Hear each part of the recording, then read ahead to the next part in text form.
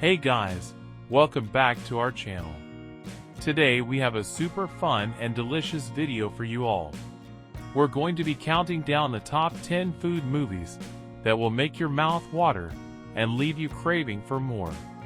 So grab a snack and get ready to dive into the world of food and film.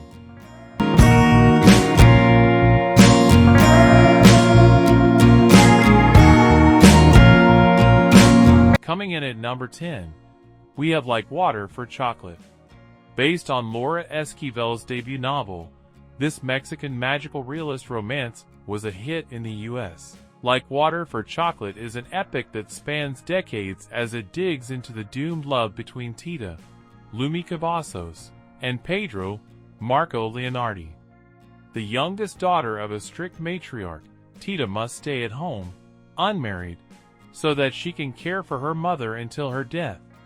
Pedro adores Tita and decides to marry her older sister, Rosara, which will enable him to remain in her life.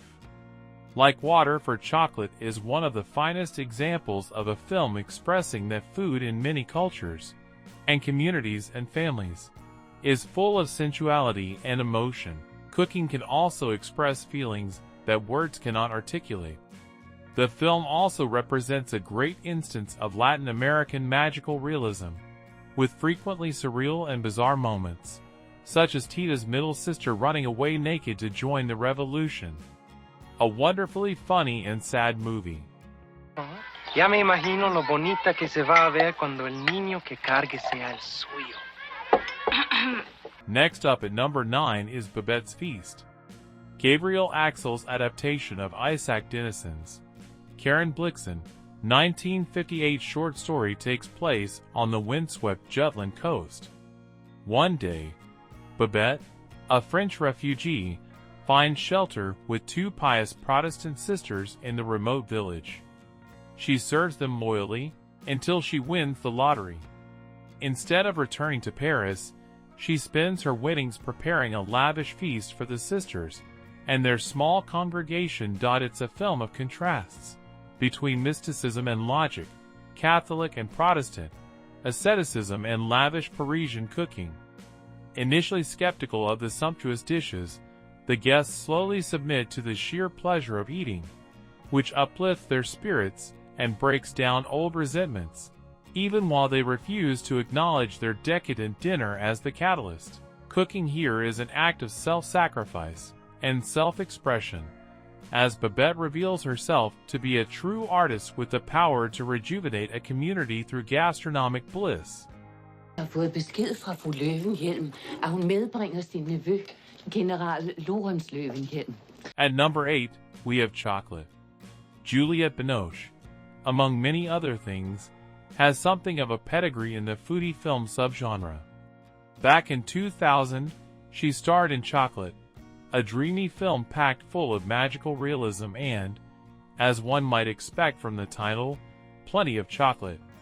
Binoche plays Vianne, a mysterious woman who relocates to a quiet French town in the 1950s determined to open up a chocolaterie alongside her young daughter, Anouk.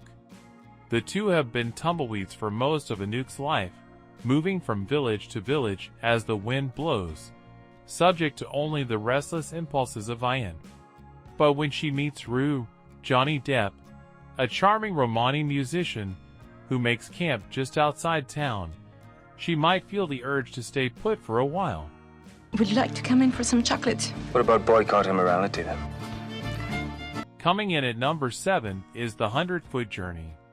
The 100-Foot Journey takes place in a small French town, where Madame Mallory is at the very top of the culinary culture.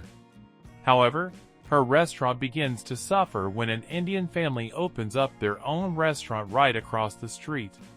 Offended and aghast, Mallory does everything she can to run the Indian restaurant 100 feet away from her into the ground. The 100-Foot Journey starts off as a fun comedy depicting two rival restaurants, but quickly evolves into a heartwarming story of friendship and cultural acceptance as Mallory gradually comes to admire her competitors. The film proves to be quite uplifting, and is less about the food as it is about humanity. In this restaurant, The cuisine is not an old, tired marriage. It is a passionate affair of the heart. Next up at number 6 is burnt. There's tremendous stress and pressure on high-end restaurant chefs to keep a kitchen running smoothly and always remain inventive. In Burnt, Adam Jones, Bradley Cooper, destroys his career when his temper and addiction get the best of him.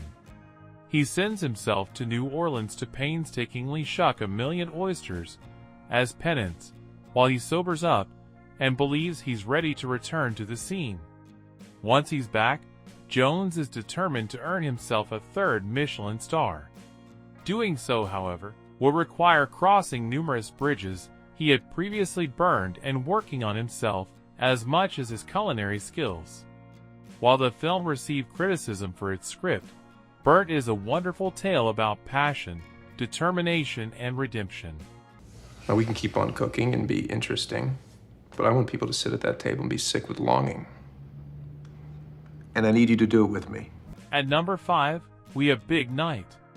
Much like Jon Favreau, Stanley Tucci is a real-life foodie who works his love for all things culinary into his projects, among them Julie and Julia and the travel/cooking show, Searching for Italy. He also quite memorably co-wrote, co-directed, and starred in the acclaimed movie Big Night. Tucci plays Secondo, the younger brother of Italian chef Primo, Tony Shalhoub, who is talented, but his gifts are being wasted on New Jersey criminals who'd order seafood risotto with a side order of spaghetti. The brothers' rival, Pascal Ian Holm, convinces them that a renowned jazz singer will visit their restaurant, and the titular Big Night is planned, with a sumptuous Italian feast prepared. The star of the show is the timpano, a pie filled with layers of meatballs, eggs, pasta, and more. Is this what I ordered? Yes, that is a risotto. It's a special recipe that my brother and I bring from Italy. It's delicious, I promise.